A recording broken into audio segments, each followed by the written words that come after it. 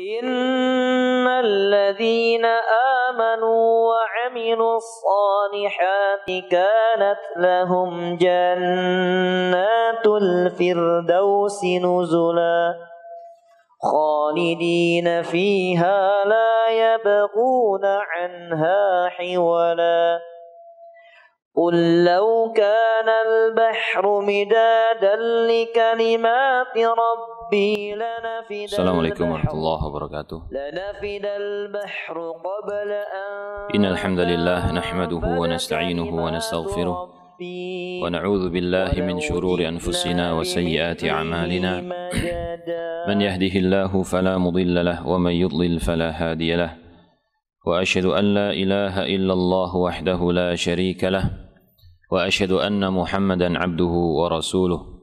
Ya ayyuhalladzina amanu taqullaha haqqa tuqatih wa la tamutunna illa wa antum muslimun. Ya ayyuhalladzina amanu taqullaha wa qulu qawlan sadida yuslih lakum a'malakum wa yaghfir lakum dhunubakum wa man yuti'illaha wa rasulahu faqad faza fawzan 'azima.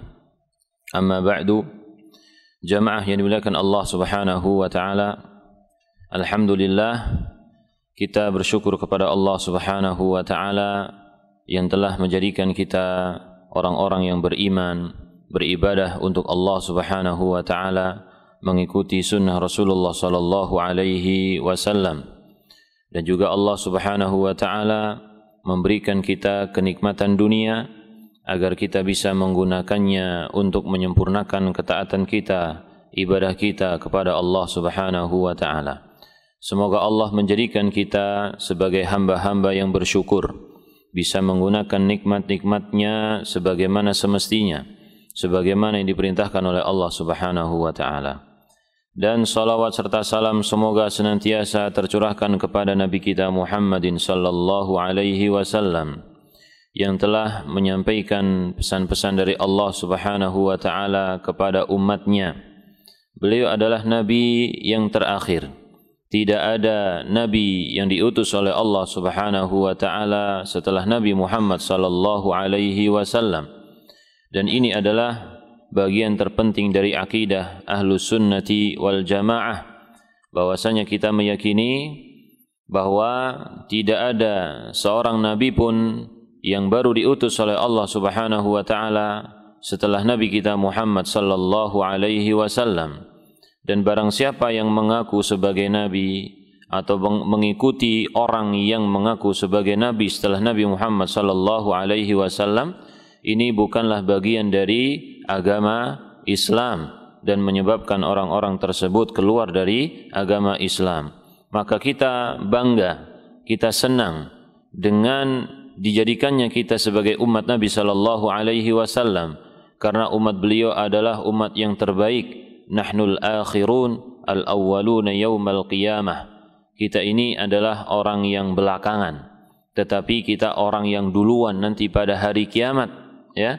Kita masuk surga insyaallah, ya, orang yang didahulukan untuk masuk surga bersama Nabi Muhammad sallallahu alaihi wasallam tanpa hisab dan tanpa azab. Jamaah yang dimuliakan Allah Subhanahu wa taala, kita masih berbicara tentang yaitu 10 kaidah di dalam mensucikan jiwa. Pada pertemuan yang lalu kita berbicara tentang yaitu mencari uswah hasanah, ya, mencari contoh yang baik untuk mensucikan jiwa. Maka contoh yang terbaik untuk kita semua adalah siapa? Nabi Muhammadin sallallahu alaihi wasallam dan juga para sahabat dan orang-orang yang salih, ya. Karena sunnah-sunnah beliau yang beliau ajarkan kepada kita semua adalah salah satu materi untuk mensucikan jiwa kita. Kemudian di sini Syekh Abdul Razak menyebutkan kaidah yang kelima di dalam mensucikan jiwa, yaitu at-takhliyatu wat-tahliyah, ya. At-takhliyah wat-tahliyah. Apa itu? At-takhliyah secara bahasa adalah mengosongkan, ya. Adapun tahliyah artinya menghiasi, yaitu mengosongkan jiwa kita dari hal-hal yang buruk, dari keburukan-keburukan, entah itu keburukan sifat atau keburukan akidah atau juga keburukan syahwat. Maka ini adalah hal-hal yang perlu kita filter lagi, perlu kita koreksi. Yang buruk maka kita buang, yang baik maka kita kuatkan lagi.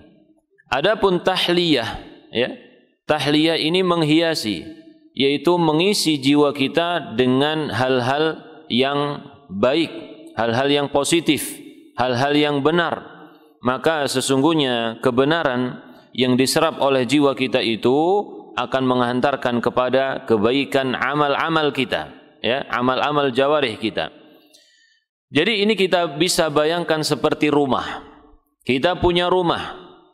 Kita menginginkan rumah kita itu adalah rumah yang rapi, rumah yang bersih, yang indah.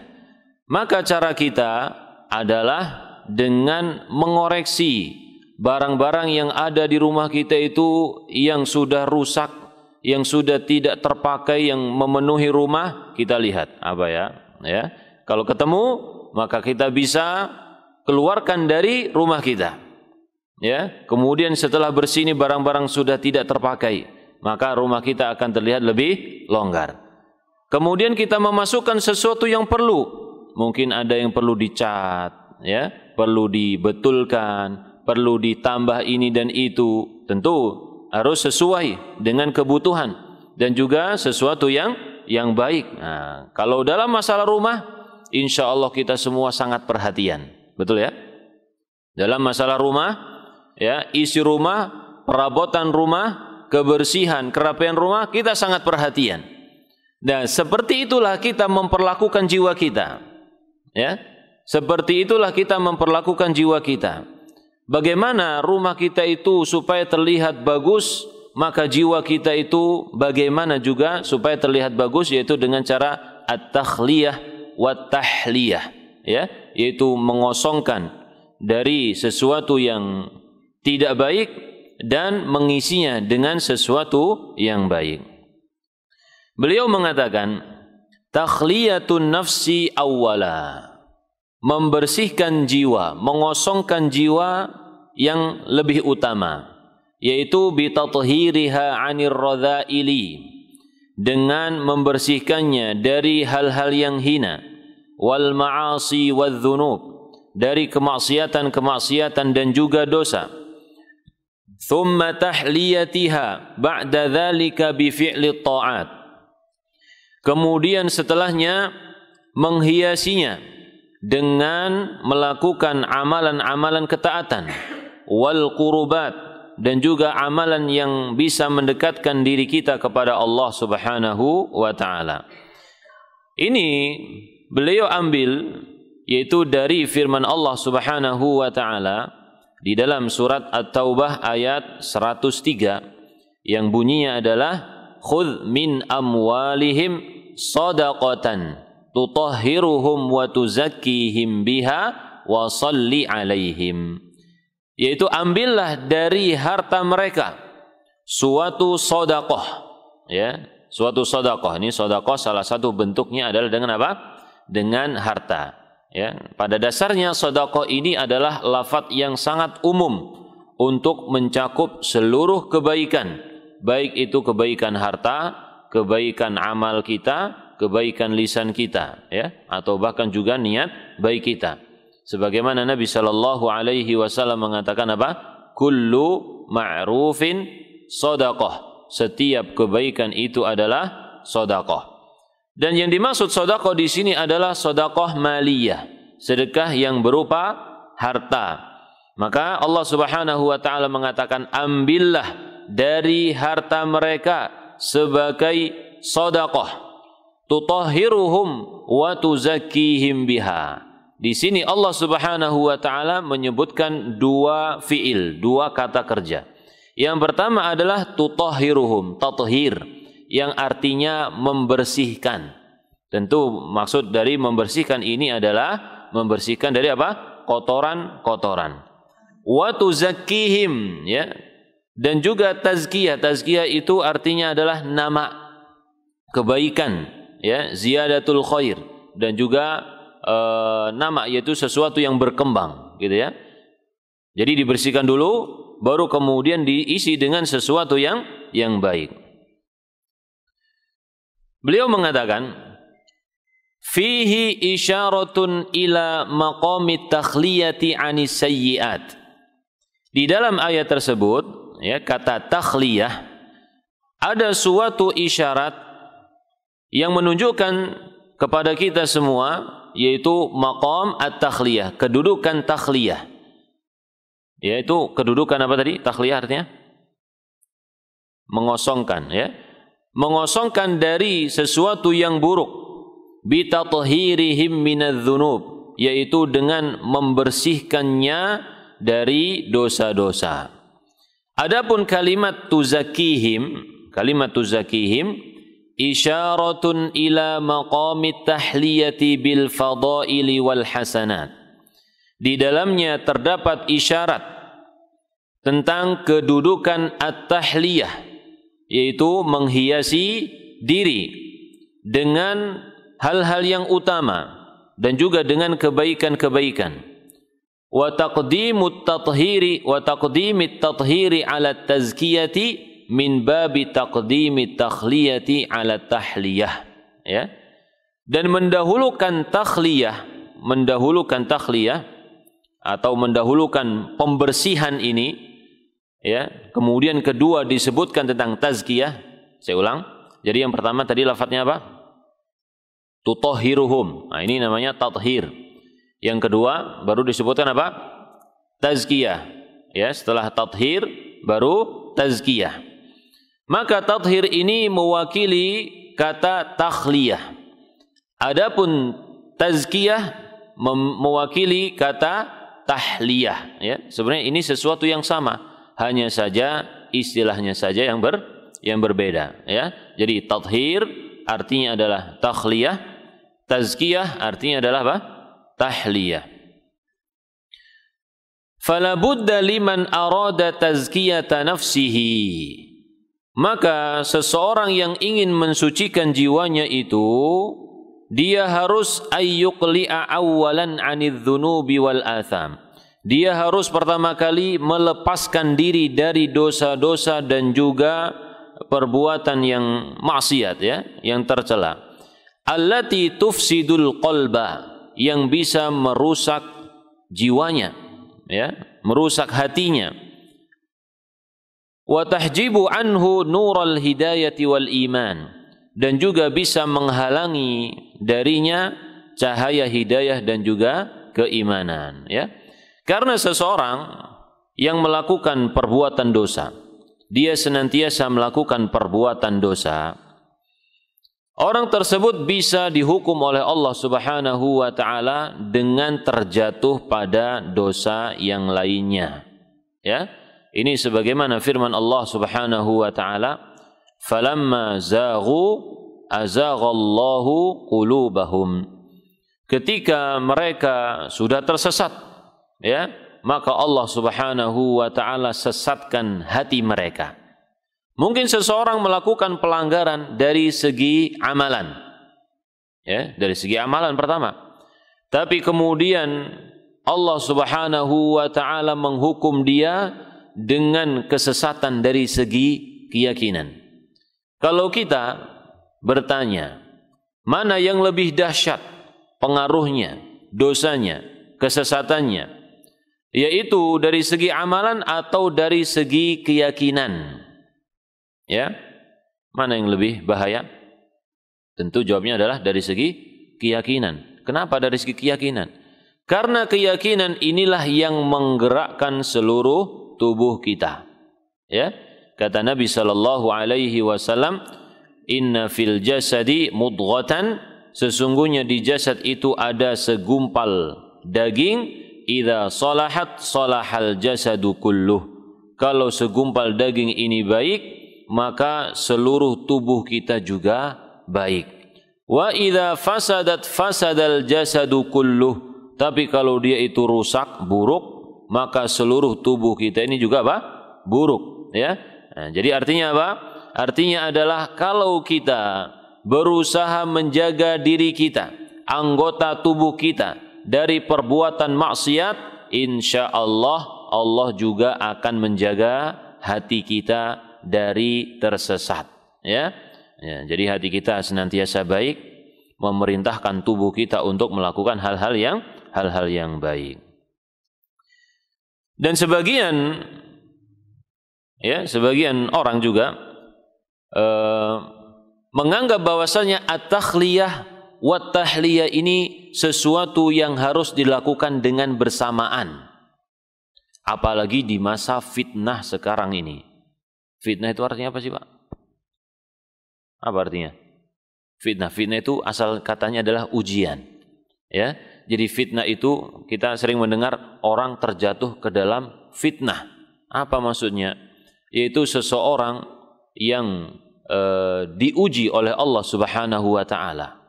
Kemudian dia tidak sanggup menghadapi ujian tersebut, menyebabkan dia terjatuh di dalam hal-hal yang dilarang oleh Allah Subhanahu wa taala. Terjatuh dalam perbuatan dosa. Itulah yang kita maksud dengan apa? Terjatuh dalam apa? Fitnah, ya.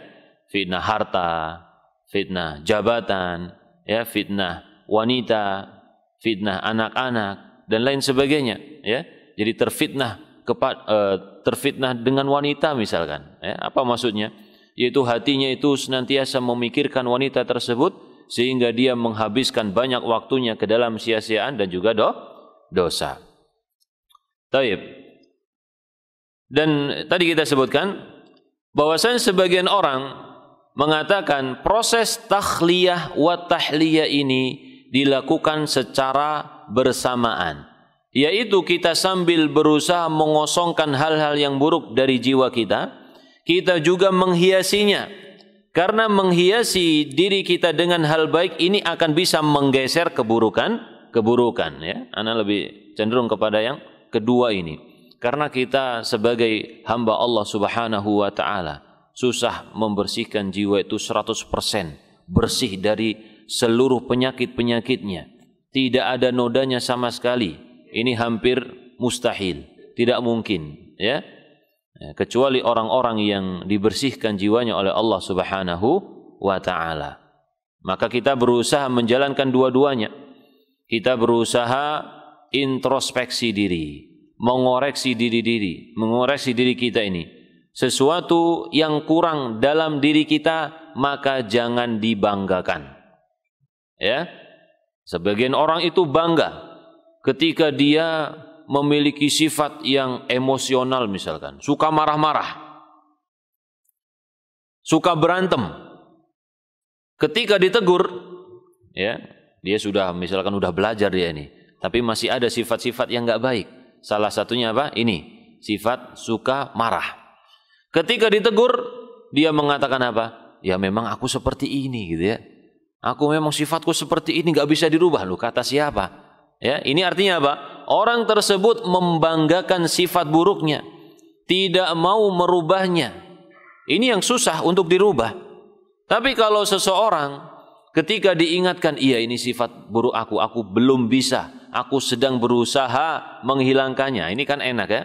Nah, jadi orang yang seperti ini memiliki itikat yang baik untuk menghilangkan sifat-sifat buruknya. Jadi jamaah yang melakukan Allah Subhanahu wa taala, ya.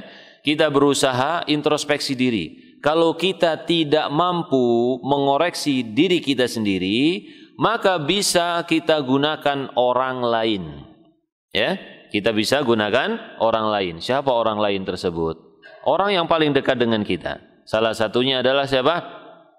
Istri kita. Istri kita. Maka mungkin istri kita ini ada sifatnya yang terbuka, menyebutkan hal-hal yang kurang dari kita, disebutkan, disampaikan, ya, Abi itu begini dan begitu. Maka ini adalah salah satu bahan untuk memperbaiki diri. Maka seseorang apabila dia itu diingatkan oleh pasangannya, dia tidak boleh tersinggung, tidak boleh marah. Justru seharusnya dia itu berterima kasih karena ada orang yang perhatian dengan kita, ya, ada orang yang menginginkan kebaikan untuk kita semua. Taib. Ya, sebagian orang itu, apalagi laki-laki itu biasanya suka emosi ya, ketika istrinya menyebutkan sesuatu yang kurang pada dirinya, bukannya terima kasih tapi malah apa? Malah marah, emosi, menganggap istrinya ini sok pinter, menganggap istrinya ini sedang menghinakan dia, merendahkan dia, padahal apa sedang ingin memperbaiki keadaan suaminya. Demikian juga orang tua, demikian juga tetangga, demikian juga teman-teman kita, ya. Jadi orang yang terdekat kita ini, apabila mereka menyampaikan sesuatu yang kurang dari kita, maka jangan dipandang negatif, jangan suudzon, tapi pandanglah koreksian dia itu dengan sesuatu yang positif, kebaikan untuk kita semua. Berkata Ibnu Taimiyah rahimahullahu ta'ala, "Fattazkiyatu," tazkiyah itu, "wa in kana asluha an-nama'u wal barakatu wa ziyadatul khair." Meskipun makna dasarnya adalah an-nama, ya, tazkiyah artinya adalah an-nama. Nama itu artinya berkembang. Wal barakah, dan kebaikan. Wa ziyadatul khair, dan juga kebaikan yang bertambah banyak. Fa innama tahsulu bi izalati syarri. Sesungguhnya tazkiyah itu juga bisa diperoleh dengan membersihkan diri dari keburukan. Falihadza sarat tazakki yajma'u hadza wa hadza. Oleh karena itu, ya, tazkiyah itu mencakup kedua-duanya. Artinya, kalau kita di dalam Al-Qur'an mendengar kata tazkiyah, maka mencakup dua makna, yaitu pertama makna takhliyah dan makna tahliyah, gitu ya. Makna membersihkan jiwa dari keburukan dan menghiasinya dengan apa? Dengan kebaikan. Dan juga berkata Imam As-Sa'di, Syekh Abdurrahman bin Nasir As-Sa'di, ketika beliau mentafsirkan firman Allah Subhanahu wa taala, balillahu yuzakki man yasha, akan tetapi Allah lah yang mentazkiyah siapa saja yang Allah kehendaki. Beliau mengatakan apa? Bil imani wal amali salihi, yaitu dengan keimanan dan juga amal salih. Bit takhalli anil akhlaqir radhilah, dengan mengosongkannya dari akhlak-akhlak yang hina. Wattahalli bis sifatil jamilah, dan menghiasinya dengan sifat-sifat yang indah, ya. Jadi beliau menyebutkan tiga hal. Yang pertama adalah iman, alhamdulillah kita semua beriman dan juga beramal soleh. Yang kedua at-takhalli minal akhlaqir radhilah, yang kedua yaitu membersihkan jiwa dari akhlak-akhlak yang buruk, akhlak-akhlak yang hina. Dan yang ketiga at-tahalli bis sifatil jamilah, yaitu menghiasi diri kita dengan sifat-sifat yang indah, ya. Ini adalah kaidah yang kelima, yaitu at-takhliyatu wa tahliyah, membersihkan diri kita dari hal-hal yang buruk dan juga menghiasi diri kita dengan hal-hal yang baik. Tentu ini tidak bisa kita capai kecuali dengan belajar, ya, dengan belajar. Maka kita harus senantiasa belajar, ya. Belajar itu membosankan, na'am. Belajar itu memang sangat membosankan, ya. Tapi untuk sebagian orang belajar itu sangat asik. Sebagian orang atau bahkan kebanyakan orang, belajar itu adalah sesuatu yang membosankan. Masa orang cuma duduk baca, asiknya apa sih gitu ya? Dua orang yang memiliki sifat berbeda. Mungkin orang yang suka membaca, suka belajar, suka mendengarkan pengajian, dia akan merasakan suatu kenikmatan yang tidak ada di luar kondisi tersebut. Tapi orang yang tidak terbiasa dengan belajar, ya, ketika dia membaca, ketika dia mendengarkan pengajian, dia merasa ini sesuatu yang hambar, nggak ada apa-apanya, nggak ada asik-asiknya, ya. Kalau anak-anak itu ya mendingan main game gitu ya. Taib. Sesuatu yang asik daripada main main nyata. Anak-anak zaman sekarang itu Masya Allah lebih suka di depan handphonenya, ya. Saya kira bukan anak-anak aja ya, orang-orang mantan anak-anak juga sama, ya. Baik, yang berikutnya al-qaidatus sadisah, kaidah yang ke-6. Kaidah yang ke-6 yaitu ighlaqul manafidhi allati tukhrijul insana 'anit tazkiyah, ya. Menutup jendela-jendela yang bisa menyebabkan seseorang itu keluar dari tazkiyah. Jadi di dalam syariat ini Allah Subhanahu wa taala memiliki batasan-batasan, hukum-hukum, aturan. Dan aturan ini kita disuruh untuk mempelajarinya. Ya, kita misalkan hidup di Indonesia ini ya. Hidup di Indonesia itu ada aturan atau tidak? Jawabnya ada, jelas. Ya, maka Allah Subhanahu wa taala Rabbul Alamin, penguasa langit dan bumi, punya aturan atau tidak? Punya. Apalagi kita sebagai manusia, ya, anak Adam. Allah Subhanahu wa taala mengatakan inna aradnal amanata 'ala samawati wal ardi wal jibali fa abaina ay yahmilnaha wa ashfaqna minha wa hamalahal insan, ya. Kami tawarkan amanah kepada langit dan bumi dan juga gunung, tapi mereka semua enggak mau untuk memikul amanah ini. Tidak mau memikul amanah ini. Kenapa? Karena merasa berat, ya, merasa enggak mampu. Ya. Wa hamalahal insan, tapi kemudian yang mengembannya adalah siapa? Manusia. Jadi kita, ya. Kita ini adalah orang yang paling utama untuk memperhatikan aturan-aturan Allah Subhanahu wa taala. Innahu kana zaluman jahula. Sesungguhnya manusia itu adalah makhluk yang zalim dan juga makhluk yang bodoh, ya. Baik. Maka kita diberi aturan-aturan oleh Allah Subhanahu wa taala. Nanti ada hadis yang menggambarkan bagaimana kita itu hidup di dunia ini dengan aturan Allah Subhanahu wa taala. Jadi beliau menyebutkan kita harus menutup jendela-jendela atau pintu yang bisa menyebabkan kita keluar dari mensucikan jiwa. Wa tub'iduhu 'anil fadilati, dan menjauhkan kita dari hal-hal yang baik. Wa tuqi'uhu fir radhilah, dan menjatuhkan kita dari kepada hal-hal yang negatif. Fayahtajul 'abdu hajatan masatan ila ighlaqin nawafil, ya. Jadi seorang hamba itu sangat membutuhkan untuk menutup pintu-pintu keburukan ini, terutama orang yang baru saja hijrah, ya, orang yang baru saja meninggalkan hal-hal yang diharamkan oleh Allah Subhanahu wa taala. Jadi seakan-akan, ya, kalau kita bangunan rumah gitu ya, di luar itu terlihat indah, ya, ada jendela kaca atau pintu kaca. Kita melihat dari luar itu sangat indah, tetapi indahnya itu sesuatu yang berbahaya, sangat bahaya, ya. Misalkan ada taman-taman, kebun-kebun di luar, sangat indah, ada sungainya.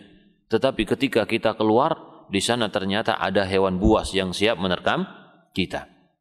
Ya, maka kita berusaha berlari dari hewan buas tersebut sampai kita bisa masuk rumah, maka kita menjadi aman. Maka seseorang yang hijrah dari hal-hal yang diharamkan oleh Allah Subhanahu wa taala, ya, dia itu sedang berada dalam kondisi aman, dalam sebuah rumah yang dijaga, ya. Meskipun di luar itu terlihat lebih indah, tetapi kalau dia memperhatikan rumahnya, ternyata rumahnya ini juga tidak kalah indahnya, gitu ya. Kata Nabi sallallahu alaihi wasallam, wal muhajiru man hajaral khataya wal ma'asi. Orang yang hijrah itu adalah orang yang meninggalkan dosa-dosa dan juga kemaksiatan. Ya, orang yang hijrah itu adalah orang yang meninggalkan dosa dan juga kemaksiatan. Ya, kita nih misalkan antum ada yang sudah hijrah.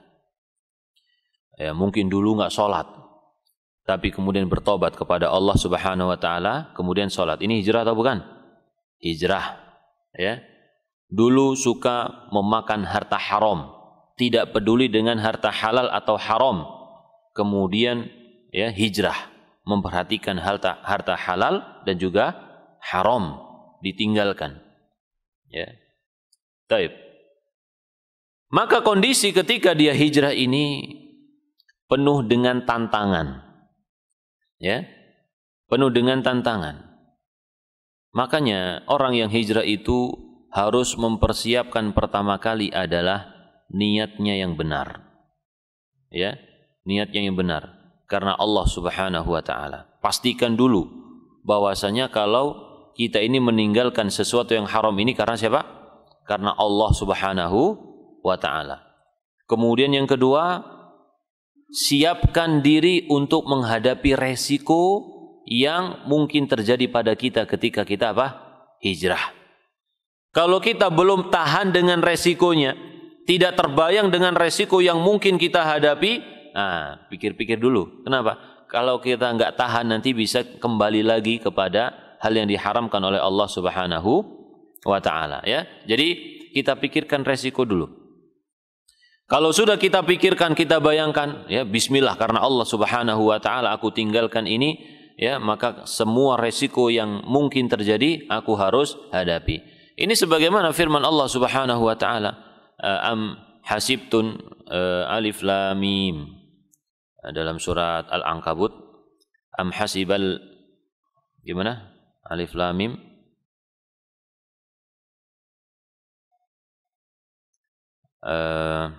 Kok lupa ya?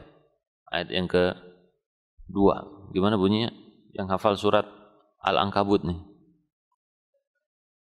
Ahasiban nasu ayyutraku, Masya Allah. Ahasiban nasu ayyutraku ayyakulu amanna wahum la yuftanun. Apakah orang itu akan mengira ketika dia sudah mengucapkan aku beriman, ya, aku beriman, kemudian dia dibiarkan, tidak diuji oleh Allah Subhanahu wa taala. Jadi orang yang beriman itu harus siap mendapatkan ujian dari Allah Subhanahu wa taala. Orang yang berusaha menuju kebaikan, menuju amal soleh, menuju sesuatu yang halal, dia juga harus siap untuk diuji oleh Allah Subhanahu wa taala. Ya. Sebagaimana para sahabat radhiyallahu anhum, ketika mereka meninggalkan kehidupan dunia mereka untuk mengikuti Rasulullah sallallahu alaihi wasallam, maka terbayang, ya, oleh mereka bagaimana nanti mereka itu menyelisihi kebanyakan orang untuk mengikuti kebenaran, ya, yang ini adalah sesuatu yang sangat pokok dalam kehidupan masyarakat, yaitu suatu keyakinan. Ya, maka kita melihat bagaimana para sahabat itu disiksa, tetapi mereka bersabar. Bagaimana mereka itu diusir dari rumahnya, tapi mereka tetap apa? Bersabar. Bagaimana mereka itu kehilangan harta bendanya, tapi mereka bersabar. Kehilangan negerinya, kehilangan kemewahannya, tapi mereka bersabar. Karena siapa mereka bersabar? Karena Allah Subhanahu wa taala. Dan mereka kuat. Ya. Tidak ada terbayang pada diri mereka, oh nanti aku kalau mengikuti Nabi sallallahu alaihi wasallam nanti aku akan hidup mewah, hidup begini dan begitu. Tidak. Tapi yang ada adalah apa? Perjuangan. Ya. Jadi seseorang yang hijrah itu penuh dengan apa? Penuh dengan perjuangan. Maka harus disiapkan dirinya hijrahnya karena Allah Subhanahu wa taala. Jadi ditutup, ya, pintu-pintu yang mengarahkan kepada hal-hal yang buruk tadi. Jangan sampai kita itu kembali kepada keburukan. Di dalam hadis Nabi sallallahu alaihi wasallam mengatakan, "Daraballahu mathalan siratan mustaqima." Allah Subhanahu wa taala membuat suatu permisalan, yaitu jalan yang lurus. Wa ala jambatayyi sirati suran, dan di sisi kanan kiri jalan tersebut ada pagarnya, ya, ada pagarnya kanan kiri, ya, seperti kita melalui suatu jembatan, kanan kiri kita ada pagar. Fihima abwabun mufattahah, tapi di antara pagar-pagar itu ternyata ada pintu, ada gang ke kanan dan ke kiri, dan itu terbuka. Nggak ada palangnya, kita bisa masuk. Wa 'alal abwabi suturun, tetapi itu ditutup, ya, ditutup dengan sesuatu yang menarik. Suturun murkhah. Wa 'ala babis sirati da'in yaqul, dan di jalan yang lurus itu ada penyeru yang mengatakan, ayyuhan nas, wahai manusia, udkhulus sirata jami'a, kalian berjalanlah di atas jalan ini semuanya. Wala tata'arraju, jangan kalian belok, ya, jangan kalian belok ke kanan ataupun ke kiri, lurus saja. Wada'in yad'u min fawqis sirat, kemudian yang kedua ada da'i, ada orang yang mengajak manusia tersebut dari atas, ya. Kalau tadi di jalan tersebut, nah sekarang ada yang dari atas. Fa idza arada yaftahu syai'an, kalau dia ini, manusia ini ingin membuka tabir untuk melalui jalan tersebut, ya, mintil kal abwab, dari pintu-pintu itu, maka dai yang dari atas tadi mengatakan, waihaka la taftahu, ya, wahai kamu ini jangan buka itu, jangan buka, bahaya. Fa innaka in taftahu talijhu, kalau kamu membuka tabir ini maka kamu akan memasukinya, ya. Artinya di sini kalau ada sesuatu yang haram, ya, kita berusaha jangan dekat-dekat dengan sesuatu yang haram tersebut, supaya kita tidak masuk ke dalam hal-hal yang haram, ya. Dalam hal ini juga termasuk dalamnya adalah perkara-perkara yang syubuhat. Innal halala bayyinun wa innal harama bayyinun wa bainahuma umurun mushtabihat. Ya, ada sesuatu halal yang jelas, yang haram juga jelas, maka antara keduanya adalah perkara yang syubhat. Faman waqa'a fi syubhati faqad waqa'a fil haram. Ya, barang siapa yang terjatuh dalam perkara syubhat, maka dia terjatuh dalam perkara yang haram. Baik. Nah, ini adalah perkara yang apa? Syubhat. Wassiratu Islam. Kemudian beliau mentafsirkan, ya, jalan yang lurus, kemudian ada pintu yang kanan kiri, kemudian ada penyeru yang ada di jalan tersebut, ada penyeru yang di atas. Apa ini? Wassiratu al-Islam. Jalan itu adalah Islam. Jalan yang lurus itu adalah Islam. Wassurani hududullah. Dan pagar tersebut adalah batasan-batasan Allah, aturan-aturan Allah, halal dan juga haram, ya, kewajiban-kewajiban Allah Subhanahu wa taala. Wal abwabu al mufattahah, dan pintu yang terbuka itu adalah maharimullah, yaitu hal-hal yang diharamkan oleh Allah Subhanahu wa taala. Wa dzalika da'i ala ra'sis sirat kitabullah. Dan yang menyeru di jalan tersebut, ya, ada yang memberikan peringatan tadi, itu adalah kitabullah, kitab Allah Subhanahu wa taala. Berarti apa ini? Kita dianjurkan untuk senantiasa membaca kitabullah, ya. Kita dianjurkan untuk membaca apa? Kitabullah. Karena ini adalah nasihat untuk kita semua, ya. Wadda'i min fawqis sirati, adapun da'i, penyeru yang ada di atas jalan tersebut adalah wa'idhullah fi qalbi kulli muslimin, yaitu, ya, nasihat dari Allah Subhanahu wa taala, ya, atau orang makhluk yang diutus oleh Allah Subhanahu wa taala di dalam hati setiap muslim, ya. Dalam hati setiap muslim ada makhluk yang diperintahkan oleh Allah Subhanahu wa taala untuk membimbing manusia, ya, untuk membimbing manusia.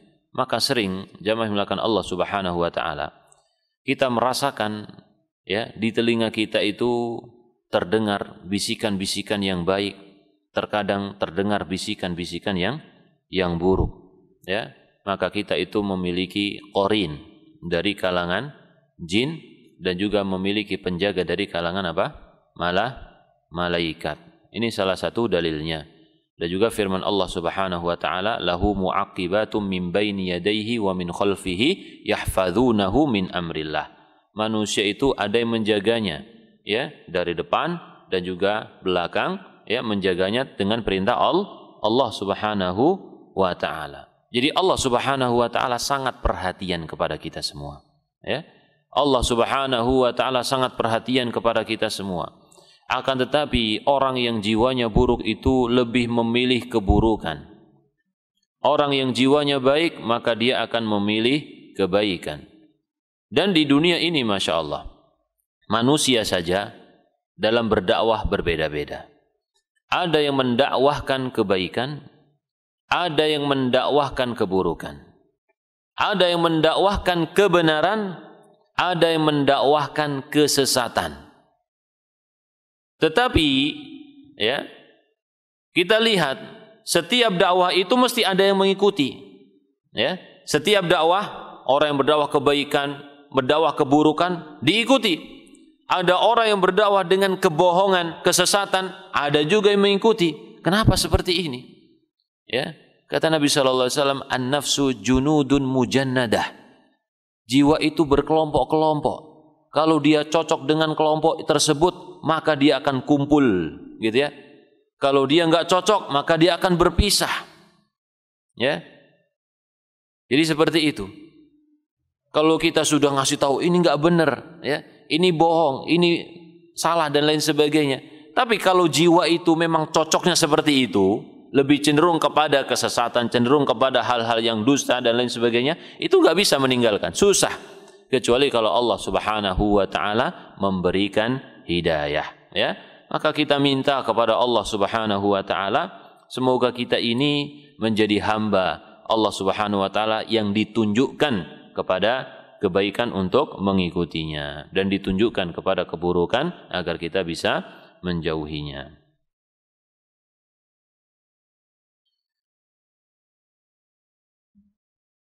Berkata Ibnu Rajab Al-Hambali, "Man kana fid dunya qad kharaja 'anil istiqamati 'ala sirat." Barang siapa di dunia ini sudah enggak istiqomah lagi, ya, sudah berbelok. Fa fataha abwabal maharim allati fi suturi sirat yumnah wa yusrah. Kemudian dia sudah membuka pintu yang kanan kiri tadi, ya, sudah memasuki salah satu bagian dari pintu yang melenceng tadi. Entah itu syahwat ataupun syubhat, akhadhathul kalalibul lati ala dzalika sirat yumnah wa yusrah. Maka dia akan terseret, ya, oleh suatu kalalib itu, kalub itu besi yang bengkok, ya, seakan-akan di sana ada cantolan, ya, seperti yang tadi kita sebutkan, ya.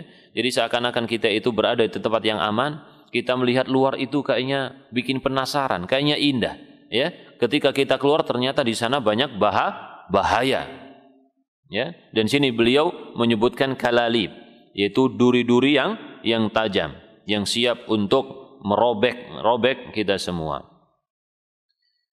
Bihasabi ma fataha fid dunya min abwabil maharim wa dakhala 'alaiha. Maka seseorang celakanya itu sesuai dengan kondisi dia, betapa sering dia itu membuka pintu yang kanan dan kiri tersebut, ya.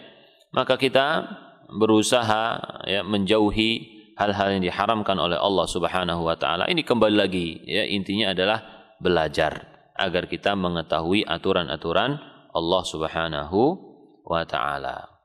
Baik, itu tadi yang ke-6, ya. Apa tadi yang ke-6? Yaitu menutup pintu-pintu yang bisa mengarahkan kita kepada hal-hal yang bertentangan dengan tazkiyah, ya, yang bisa menjatuhkan kita kepada hal-hal yang buruk. Yang ketujuh, ya. Yang ketujuh yaitu tadzakkurul maut, mengingat kematian. Mengingat kematian ini adalah sesuatu yang luar biasa. Maka Nabi Shallallahu Alaihi Wasallam memerintahkan para sahabat untuk mengingat kematian dengan menyebutkan sifat, ya, kinayah anis sifati atau anil mausuf, ya, yaitu beliau mengatakan apa? Aktsiru dzikra hadzimil ladzat. Perbanyaklah oleh kalian mengingat sesuatu yang memotong kenikmatan. Ya, memotong kenikmatan. Apa itu memotong kenikmatan? Al-maut. Ya, kematian. Karena kalau orang sudah mati, sudah meninggal dunia, maka tidak ada suatu kenikmatan dunia yang dia rasakan lagi, ya. Kalau dia adalah orang soleh, maka berganti nikmat kubur yang dia dapatkan. Kalau dia bukan orang soleh, maka berganti dengan apa? Siksa kubur yang dia dapatkan. Aktsiru dzikra hadzimil ladzat. Ya, perbanyaklah oleh kalian mengingat sesuatu yang bisa memutuskan kelezatan. Dan juga Nabi Shallallahu Alaihi Wasallam mengatakan, zurul kubur, berziarah kubur, kunjungi kuburan. Kita datang ke kuburan, ngapain? Bukan untuk minta-minta kepada penghuni kubur, ya. Ini umum, ya, kuburannya kuburan umum. Artinya bukan khusus kuburan tertentu, bukan khusus kuburan yang kita anggap sebagai wali. Oh, ini kuburan wali, datang sono terus, tapi kuburan yang lain tidak, ya. Nah, ini intinya adalah kuburan apa saja, ya, kuburan yang dekat atau kuburan yang jauh. Tapi ya ngapain jauh-jauh kalau sama, ya, kuburan yang dekat. Kecuali kalau di sana mungkin ada anggota keluarga kita yang dikubur di suatu tempat yang agak jauh, boleh nggak kita ke sana? Boleh atau tidak? Boleh, ya. Boleh kita ke sana. Ayo ke kuburannya mana? Yang agak jauh sono misalkan, ya. Kenapa di sono? Iya, di sono ada bapak misalkan, atau ada kakek. Ya, kita ke sono ngapain? Berdoa kepada Allah. Pertama kali kita memberi salam. Gimana salamnya, Pak? Assalamualaikum ya ahlad diyar minal muslimin wal mu'minin wa inna insyaallahu bikum lahiqun. Nas'alullaha lana walakumul afiyah, ya. Jadi kita misalkan di rumah nih, ya, kita niatnya adalah untuk berziarah kubur, memberikan manfaat untuk diri kita dan juga memberi manfaat untuk yang meninggal dunia, ya. Gimana caranya? Pertama kita datang sebelum masuk kuburan, kalau kita ingin masuk, ya. Sebelum kita masuk kuburan, melihat kuburan-kuburan yang ada, kita memberikan salam. Gimana tadi? Assalamualaikum ya ahlad diyar minal muslimin wal mu'minin wa inna insyaallahu bikum lahiqun, ya. Kesejahteraan untuk kalian wahai penghuni kubur, kaum muslimin dan mukminin. Ini tidak disebutkan mukminat termasuk di dalamnya, ya, meskipun tidak disebutkan, ya. Jadi Ustaz, itu kok nggak ada mukminatnya, cuma laki-laki saja, ya. Mana buat perempuannya, ya. Ini masuk ke dalamnya, ya. Masuk di dalamnya. Wa inna insyaallahu bikum lahiqun. Kita ini yang hidup nanti ikut dengan kalian, nyusul kalian semua. Nas'alullaha lana walakumul afiyah. Maka aku minta untuk diriku dan untuk kalian afiyah. Afiyah itu keselamatan, ya, tidak dihukum oleh Allah Subhanahu wa ta'ala. Ini pertama. Kita masuk. Hafal insyaallah, ya. Nah, hafal. Nah, kalau mau menghafal mungkin, ya, bisa dicari, kita pencet ketik doa ziarah kubur misalkan, ya. Nah, kita kemudian praktek ziarah kubur, kita baca, boleh saat baca? Boleh, ya. Tapi yang sebaiknya ketika kita membaca kita juga tahu artinya, ya, supaya mengena. Setiap doa apa saja yang kita ucapkan dengan bahasa Arab, maka usahakan tahu artinya supaya kita bisa mengena, ya, ketika berdoa kepada Allah Subhanahu wa taala. Kemudian kita masuk Kemudian mendatangi kuburan khusus. Khusus apa? Ya, orang-orang yang kita kenal. Misalkan kakek kita ya, kita datang ke situ, ngapain? Berdoa kepada Allah Subhanahu wa taala. Ya, berdoa ini bisa di luar atau bisa di dalam, tidak masalah. Minta kepada Allah Subhanahu wa taala. Ya. Menghadap kuburan atau tidak menghadap kuburan ini tidak masalah gitu. Yang penting doanya kepada siapa? Allah Subhanahu wa taala, minta kepada Allah, ya. Ya Allah, ampunilah beliau, rahmatilah beliau, ya, terangilah kuburnya, hilangkan siksa kubur, berilah nikmat kubur, dan doa apa saja bebas ya. Bebas ini. Nabi sallallahu alaihi wasallam pernah didatangi oleh Jibril atas perintah Allah Subhanahu wa taala, ya. Jibril datang malam-malam memanggil Nabi sallallahu alaihi wasallam dan mengatakan, sesungguhnya Allah Subhanahu wa taala memerintahkanmu untuk datang ke kuburan Baqi, memohonkan ampun buat mereka. Ya, jadi minta ampun dan minta rahmat untuk penghuni kubur. Ini yang paling utama. Ini yang paling utama. Nah, ini yang tadi kita sebutkan, manfaat untuk penghuni kubur. Siapapun kuburnya itu, ya, maka dia membutuhkan doa tersebut. Ya, siapapun kuburnya itu, dia membutuhkan doa tersebut. Ya, apalagi kita ini orang yang nggak ada jaminan masuk surganya, ya. Kuburan wali misalkan. Wali itu anggapan orang yang menganggapnya sebagai wali. Tapi dirinya sendiri, dia itu nggak tahu, nggak sadar apakah aku ini wali ataukah bukan. Gitu ya. Ketika dikuburkan dia nggak tahu kalau dia mati apakah nanti aku mendapatkan nikmat kubur atau siksa kubur. Coba kita tanya, misalkan orang yang sekarang dianggap sebagai wali, orang yang sekarang dianggap orang-orang sebagai wali, si fulan itu wali. Coba kita tanya, apakah antum ini bisa memastikan antum ini adalah orang yang pasti masuk surga, pasti mendapatkan nikmat kubur, tidak mendapatkan siksa kubur? Apakah Anda ini bisa memastikan diri Anda adalah waliullah yang dijamin masuk surga? Tentu dia akan mengatakan tidak. Ya, kalau dia menjamin dirinya sendiri, ini perlu diragukan akidahnya. Ya, karena apa? Karena tazkiyah ini termasuk bagian dari apa? Tazkiyah, mensucikan diri sendiri. Wala tuzakku anfusakum huwa a'lamu bimanittaqa. Kata Allah Subhanahu wa taala. Janganlah kalian mentazkiyah diri sendiri. Allah lebih tahu mana yang bertakwa. Ya, jadi nggak ada pilihan untuk orang tersebut. Pasti dia mengatakan apa? Aku nggak tahu. Gitu. Aku nggak tahu nasibku nanti bagaimana. Jadi artinya apa? Semuanya berusaha. Semua orang berusaha, si A, si B, si C, semua orang yang kita anggap sebagai baik atau kita anggap sebagai buruk, semuanya berusaha untuk mendapatkan apa? Surga Allah Subhanahu wa taala. Makanya dalam hadis juga disebutkan itu tentang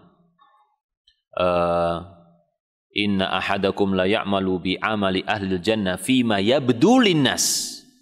Sungguh di antara kalian itu ada yang mengamalkan amalan penghuni surga, tapi hanya sesuai dengan kasat mata manusia. Wa huwa min ahlin nar, tetapi ternyata dia itu adalah termasuk penghuni neraka. Ya, jadi kita lihat nih orang tersebut, masya Allah, ini calon penghuni surga, tapi ternyata di catatan Allah Subhanahu wa taala dia adalah penghuni neraka. Jadi kita ini nggak bisa jamin diri sendiri, ya. Siapapun tidak bisa menjamin diri sendiri. Jadi Nabi Shallallahu alaihi wasallam, ya, mengingatkan kita untuk berbanyak ziarah kubur. Tadi kita sebutkan manfaat untuk orang yang meninggal dunia. Terus manfaat untuk kita, apa? Manfaat untuk kita. Manfaat kita, apakah kita nyari barokah, minta-minta kuburan tersebut? Jawabnya tentu tidak, ya. Tidak benar yang seperti ini. Tidak pernah dicontohkan oleh Nabi atau juga para sahabat radhiyallahu anhum datang ke kuburan kemudian minta-minta kepada apa? Kepada kuburan tersebut, tidak. Ya. Tapi yang kita lakukan adalah i'tibar, mengambil pelajaran. Sebagaimana tadi dari awal kita memberi salam, yaitu kita pasti akan mati.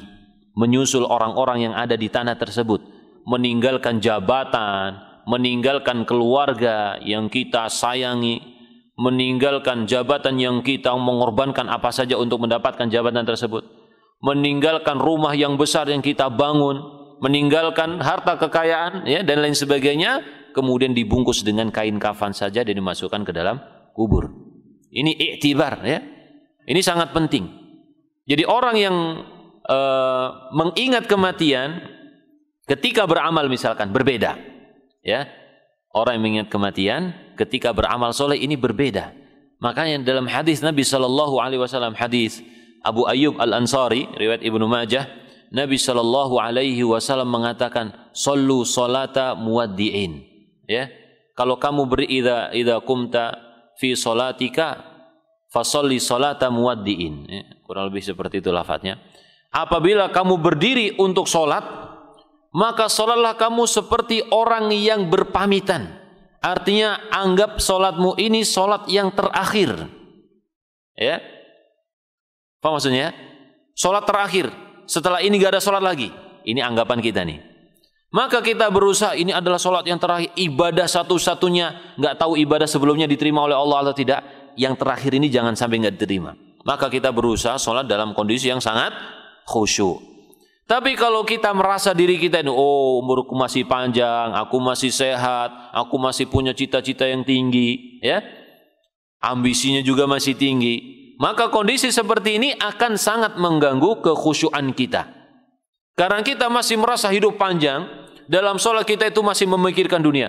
Nanti apa ya? Nanti pergi ke sini, nanti ya dalam sholat ini. Kenapa? Karena angan-angan kita masih tinggi dalam kehidupan ini. Tapi kalau kita ini menjadikan sholat ini adalah sholat yang muwaddi'in, orang yang mau berpamitan terakhir kali, maka ini adalah sholat yang sangat berharga. Ya, sebagaimana para sahabat juga, ketika Nabi Shallallahu Alaihi Wasallam memberikan nasihat yang menggebu-gebu, mereka menganggap, ya Rasulullah, ka'annaha mau'idhatu muwaddi'in. Seakan-akan nasihat Anda ini seperti nasihatnya orang yang mau berpamitan. Fa'ausina, maka tolong wasiatkan kepada kami. Berilah wasiat untuk kami, ya. Jadi ketika seseorang itu menganggap sesuatu ini adalah sesuatu yang terakhir kali, menganggap ini adalah sesuatu yang istimewa, dia berusaha mencari sesuatu yang baik untuk dipegang, ya. Nah, jadi mengingat kematian ini sangat penting jamaah yang dimuliakan Allah Subhanahu wa taala. Sampai Sa'id bin Jubair mengatakan apa? Lau faraqa dzikrul mauti qalbi khasyitu an yafsuda alayya qalbi. Kalau